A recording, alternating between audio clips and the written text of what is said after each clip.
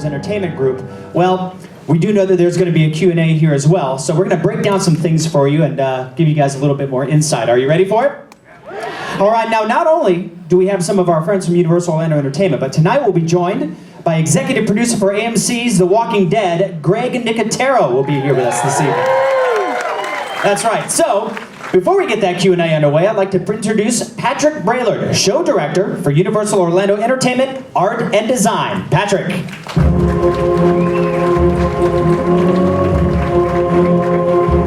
Happy Halloween!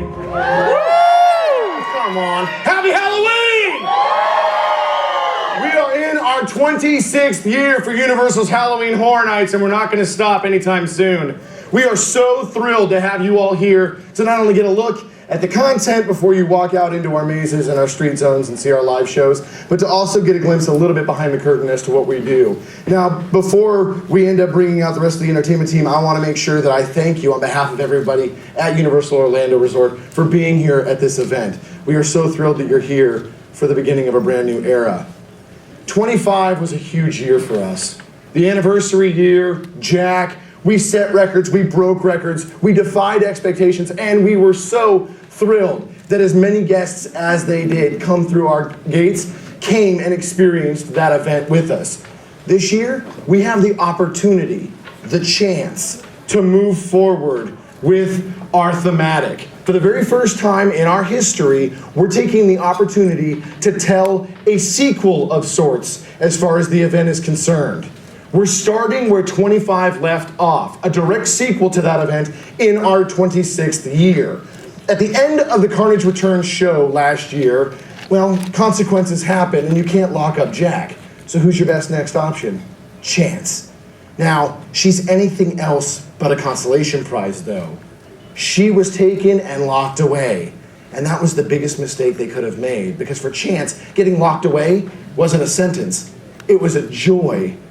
They locked her in a locked, confined area with 400 potential victims. There's a problem with that. Chance is going to break out. And as it leads into our first maze, which is our first original maze I'm going to talk about, is the Lunatics Playground 3D. You won't stand a chance. It gives us the opportunity as the creators to uniquely tell Act 1 of her story. Act 2 will be covered in a scare zone that I'll talk about in just a moment. Now this Act 1 for Chance in Lunatics Playground gives us the opportunity to tell her story, but it also gives us the opportunity to do so in a very unique way. We're with the technology that Wildfire presents, with 3D, we've got the opportunity to truly mess with our guest perception as they walk through and see the story of her taking over the asylum with the maniacs. Now, that's a good maze. It's a great opportunity for us to show our guests Chance's story, but we also have 8 other mazes. The next we're going to talk about, Tomb of the Ancients, our second out of our 3 original mazes this year. All of the ancient civilizations had ruins. So you've got the Egyptian pyramids, you've got Angkor Wat, you've got the Aztec temples.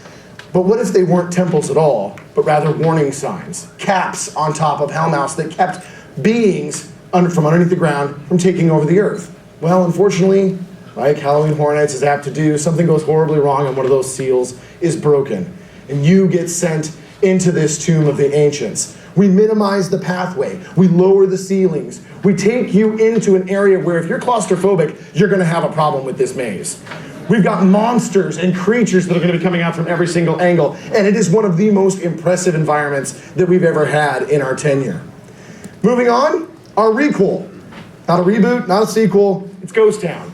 It gives us an opportunity as the creators of the event to reimagine or revisit an area that we might have already touched on, a story that we might want to grow. Ghost Town, The Curse of Lightning Gulch, gives us the opportunity to revisit the maze, the spectacular maze from 2004 that we had created, but in a whole new light. We get to tell more of the story. The story is that miners and settlers had set up this town because they found gold.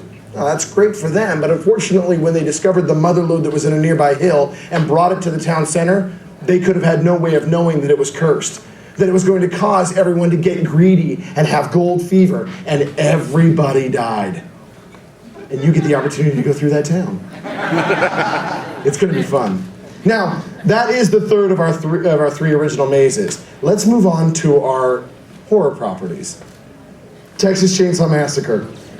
Oh, come on, give it some love.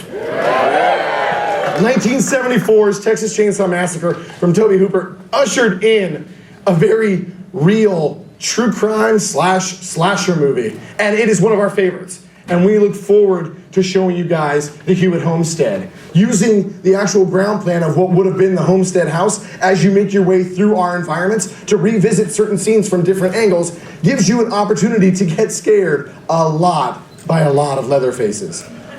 There will be chainsaws. Speaking of slasher movies, Halloween, Hell Comes to Haddonfield. Like any proper, like the event this year, which being a sequel to the 2015 event, we also have the opportunity for the very first time to tell a true sequel in maze form. The 2014 Maze of Halloween, who saw it? Who's here for it? Woo! All right, it was an amazing maze. Michael Myers was everywhere in that place. And because we know the story of Halloween 2 so well, as fans and as well as creators, we get the opportunity to take you into that exact story, starting the maze with the last 2 rooms of the 14 maze before moving on and telling the rest of Michael Myers' story. And it is fun. All right, speaking of fun, Krampus. Yeah. You can't help but watch this movie and think of films like Gremlins. Yes. You have that horror/comedy dichotomy that you really, really want to sink your teeth into. And for us as creators, it was just super fun. We're like, yes, it's a Christmas maze, it's a horror maze, it's a comedy maze. This is great. We couldn't wait to explore the story of the Ingle family and take you through their experiences in that house. You'll see gingerbread men, you're gonna see the teddy bear, you're gonna see Cherub, you're gonna see Jack in the Box, you're gonna see Krampus, you're gonna see a lot of elves. It's a lot of fun. Speaking of fun. We have been wanting to do this maze for years. This is the scariest movie of all time. And it also presented a very unique challenge for us as the creators, because 90% of this movie takes place in a single bedroom. And unless we're gonna take you guys through 7 or 8 or 9 or 10 different bedrooms and come through the window and then through the doorway and then from underneath the bed and then through the ceiling, it's the same bedroom over and over again, no matter what is happening on the bed or near the walls. So what we decided to do is take those favorite moments as fans and blow it out as if it was a fever dream. You're gonna walk through the maze, and the very first thing you're gonna see is the facade, that very famous facade, and you're gonna have the chance to literally walk through the movie's poster before going into the maze. Once you hit that portal, all bets are off. You're gonna see those famous moments from the film. And if you've never seen The Exorcist, you will tonight.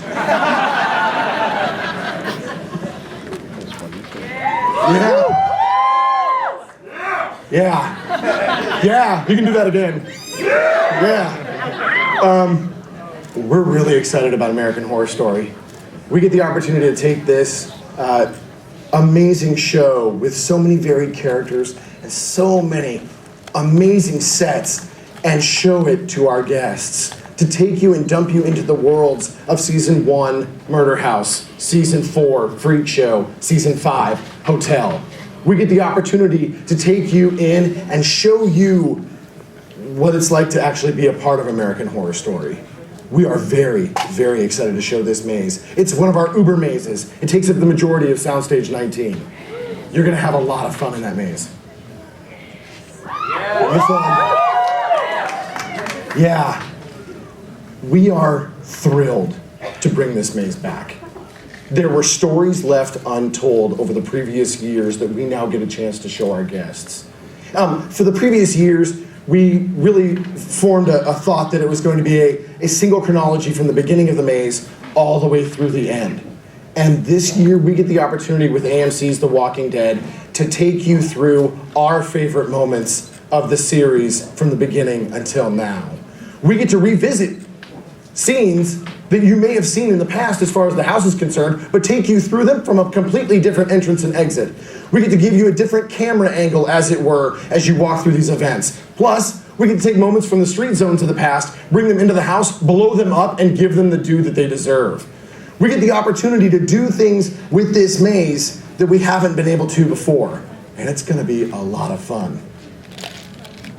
Hey, Patrick? Yeah. So you've been here doing a really good job of this as far as explaining all the houses is concerned. Anybody out there specifically, have you had the chance to take a look inside of this house as of yet? Anyone in the audience?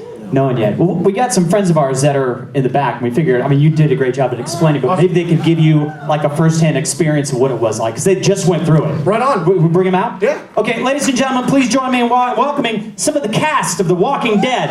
Please welcome Lauren Cohen, who plays Maggie, Alana Masterson, who plays Tara, Seth Gilliam, who plays Father Gabriel, Ross Marquand, who plays Aaron, and Jordan Woods Robinson, who plays Eric. Well, thank you so much for joining us, you guys. We really appreciate you spending some time. And as I was telling the guests here, you just experienced this house. You want to tell us a little bit about how it went? It was amazing. Yeah? So scary. You guys like it? Yeah. You yelped a few times, I gotta say. You kind of get a little, I mean... Dude, Not gonna talk? I told you backstage not to tell them I yelled. What is the deal? It's kind of funny. It was really great. You guys should go and You should go, and the one tip that we'll give you is if you think it's less scary with your eyes covered, you're sorely mistaken. You may be. Even when you're behind Alana and Greg and Ross and Seth, it's still scary with the sounds. But we want you guys to have a great time. We don't want to scare you off of going. We're going to wish you a happy Halloween and a welcome. And big, scary love from all of us. Yeah. Love you.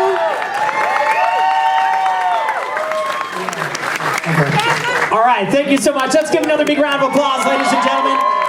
Yeah, come on down this way, guys. Lauren, Alana, Seth, Ross, and Jordan. All right, thanks, Patrick. We'll let you take back over there. How do you follow The Walking Dead's cast? Bye, guys. I guess we can follow it by not only talking about the houses, but then moving on to what becomes another portion of our event at night, the scare zones. Our guests can come through the turnstiles and they can choose to go into a house. But if you walk around the park, you have to go through the scare zones. And I heard it talked about earlier today. Blake Braswell was talking about the scare zones. He's our house show director this year, or the street show director rather. And we were talking about the scare zones, and he said, you know what, they're just like houses. They just don't have roofs. That's a great way of describing it. So as you walk through the park, you're gonna see 5 fantastic scare zones. In New York, you've got Survive or Die Apocalypse, where 3 warring clans vie for your fellowship so that you can be a part of their apocalyptic group and take over resources. You've got Dead Man's Wharf in San Francisco, which if you haven't been in San Francisco yet tonight, do yourself a favor, go out there and look at the boat that we beached up on top of San Francisco. It's amazing. The Annabelle Lee.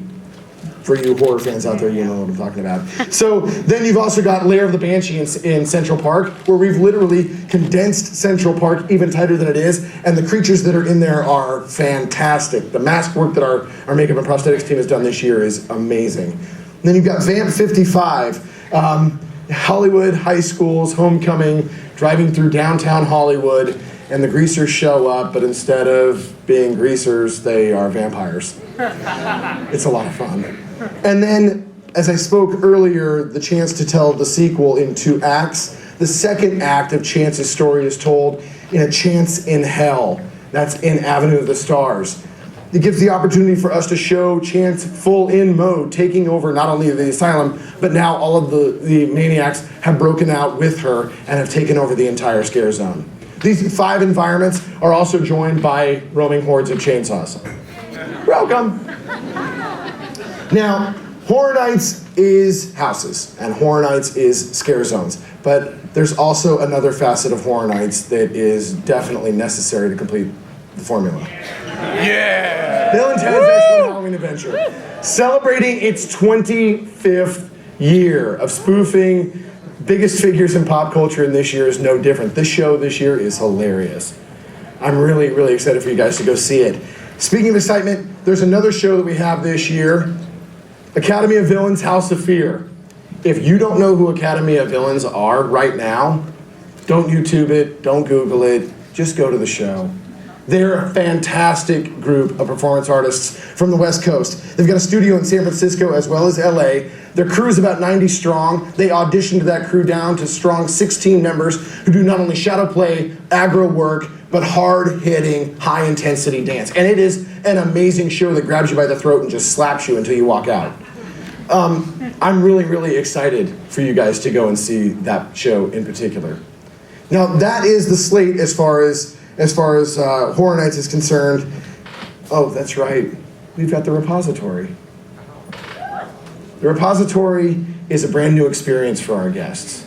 And to talk about it, I want to invite out here TJ Mannarino, Senior Director of Entertainment, Art and Design. TJ!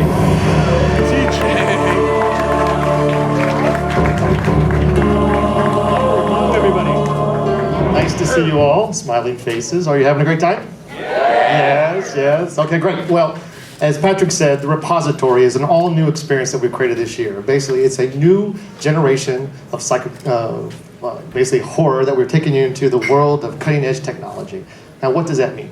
What that means is we've taken custom virtual reality technology, added our world-famous live scare actors to this experience, wrapped around highly detailed thematic sets, and it's all given to you through a kind of an immersive storytelling experience, which our guests have probably never seen anyplace else, and only we can do it here. Now, the story of the repository is this ancient, centuries-old warehouse that is known to house strange paranormal artifacts. And you, as guests, enter in small groups of thrill seekers to find your way and survive the repository and basically get your way out. Now, I have a lot more details, I'll tell you a lot, but I think we're going to be able to sit up here and answer some questions, but I just want to whet your appetite, tell you that this is something that nobody's doing, something that you have to see because it's amazing. And I know from our 26 years of doing this is exciting stuff that you guys really want to be a part of. So I'm going to stop and throw this back to Patrick. Awesome. All right, thank you, Patrick, and thank you, TJ. So this year's event...